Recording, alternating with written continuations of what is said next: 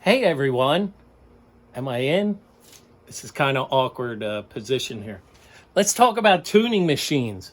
If you notice for this headstock, we got something missing.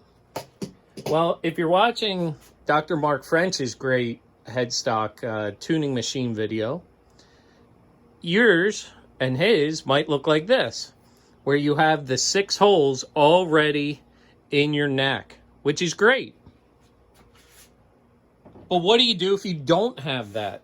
What if your economy kit or your signature kit doesn't have those? What do you do? Well, it might look like this. Notice I've taken the liberty at this point. I've already installed these two. They're not tight though. They're just kind of finger tight on this side. And there's a reason why these two I put in. We may have overlooked something. Before we go any further, let's talk about how the tuning machine actually goes in. It's rather easy to figure out, but the tricky part could be with this guy right here, the washer. Well, if you noticed, you got a flat side. That looks not that great. Then you have a side that the corners are more rounded, and it does look a little bit better. That rounded side, we want that facing towards us. Then you put that barrel nut through it. When my tuning machine goes into my headstock, now that's going to go down in there. So in other words, I am seeing the rounded overside of the washers. Does it really make a difference? Purely aesthetics. All right.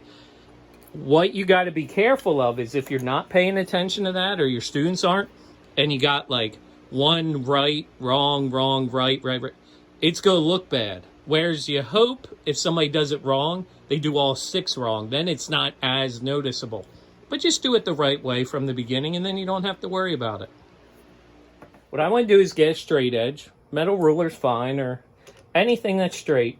And I want to line these up so that they're parallel to one another. So see that? You don't want this, right? So turn this one, turn that one. Get them so they're both in the right spot. Now, if you had a center punch, be a great time to center punch those. Voila, center punch. Or a scratch awl, whatever you may refer to it as. And just make a little divot, right? Now, the smallest drill bit I have here at home is a 1/16. If I compare this to the screw that's going to hold that tuning machine, the one that's going to go in this hole, those are pretty darn close. When you drill these holes, number one, do not go all the way through, because I don't want to see 6 holes on this side. That'd be pretty bad, right? If you do that, by the way, or you have students that do that, take your side dot material from your fretboard and fill in that hole with the side dot, either black or white. Then it at least looks like you did a pattern on purpose. Nice little tip for you there. But my drill bit is really probably too big for those screws. Whereas if I do this in there too deep, that screw is going to have nothing that bites in. Well, what if you do that? Here's another trick or tip. Put the screw in there and put a drop of super glue in there. Maybe the super glue first, then the screw. Anyway, here's what I'm getting at. With this, I'm going to go in there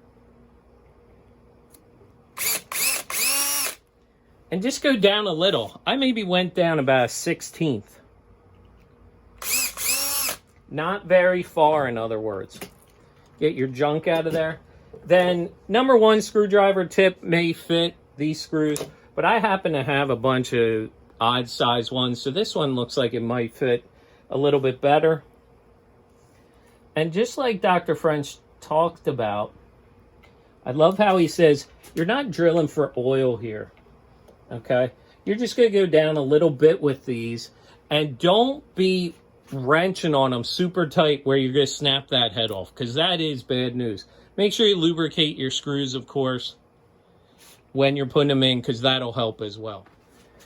Magic of film, we skipped ahead here, and I torqued them down. I ended up using this one because I have more leverage with my hands, just for what it's worth. So those two are down. Again, don't kill them. And then I use the straight edge to double check them. Now I can start putting all these in and making sure they're nice and straight with that straight edge. Again, why do we need this? Because our neck didn't have the pre-drilled holes like this. I would still, if I was doing these, I would still use a straight edge on there to double check that they're nice and straight and in line with one another. So again, where am I going here? I'll probably install like this one, double check it, then maybe that one, check it, then I can do these, which should go pretty easy because I'll have these middle ones in.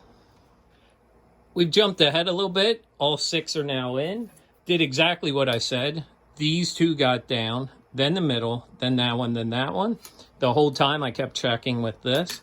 The other thing we didn't mention is not only for looks do you want them all in a line, but sometimes I've had students who are like, oh, I want them kind of funky on purpose. Okay, I don't mind that.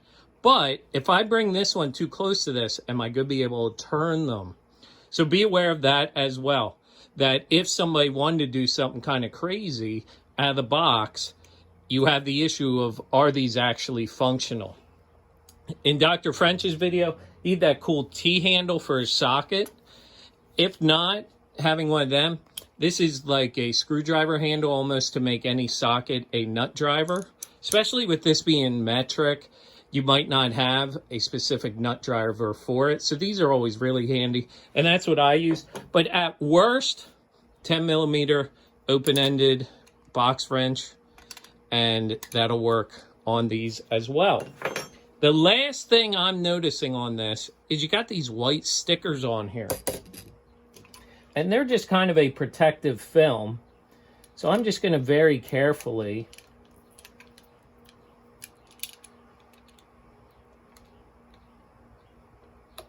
remove these. Carefully, you said. Carefully.